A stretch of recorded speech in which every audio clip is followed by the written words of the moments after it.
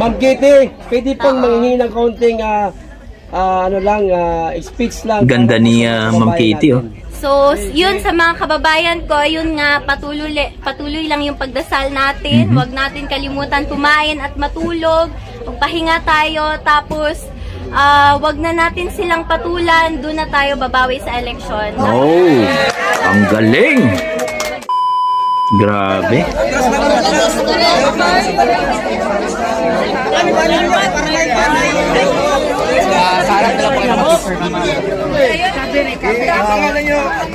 Don't forget to like and subscribe po kay Pambansang Loyal, mga kababayan, ha. Oh, bagya. Ang daming tao sa bahay niya, no? Tatay Digong.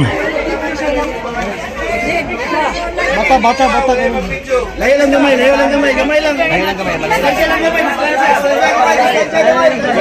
Cordon.